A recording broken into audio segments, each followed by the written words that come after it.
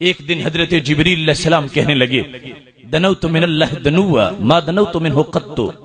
اے محبوب مجھے ایک بار رب ذوالجلال نے ایسا قرب دیا جیسا کبھی پہلے نہیں ملا تھا اور نہ ہی بعد میں ملا ہے، اتنا مجھے رب نے اپنے قریب کر لیا۔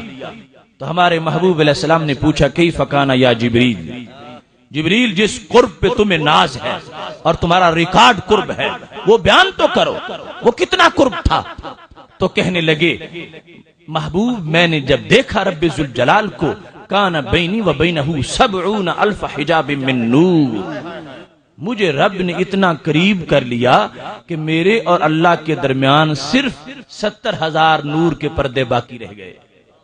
باقی سب اٹھ گئے، 70,000 حجابات نور کے باقی رہ گئے۔ اس سے پہلے کبھی بھی 70,000 نہیں ہوتے تھے، زیادہ ہوتے تھے، لاکھ تک، اس سے زیادہ۔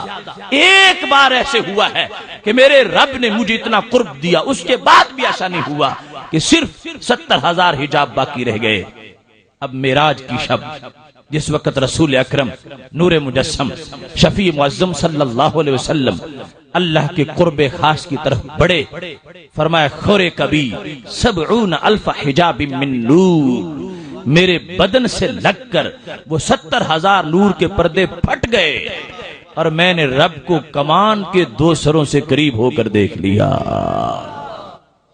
حضرت جبریل علیہ السلام جس قرب پہ ناز کر رہے تھے وہاں تو ابھی 70,000 پردے باقی تھے، اور وہ بھی ایک بار، ورنہ تو یہ معراج کی رات بھی جس وقت سدرہ پر تھے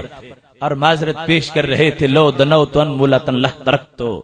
اگر پورا بھی آگے جاؤں گا میں تو جل جاؤں گا۔ حالانکہ نور ہے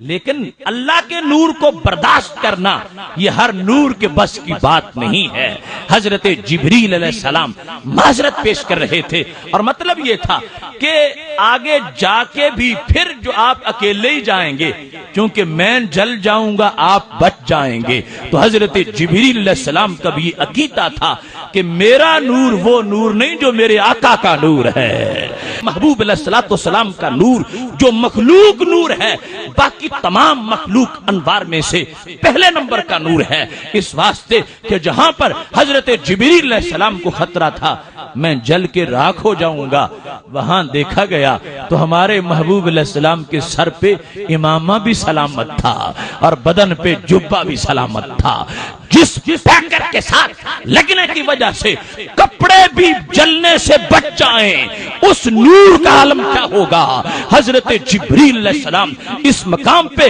اپنے جل جانے کی وجہ سے پیچھے رہ رہے تھے، لیکن یہ نورانیت کاملہ ہے ہمارے محبوب علیہ السلام کی کہ جس نے اپنے کپڑوں کو بھی سہارا دے کے باقی رکھا ہے۔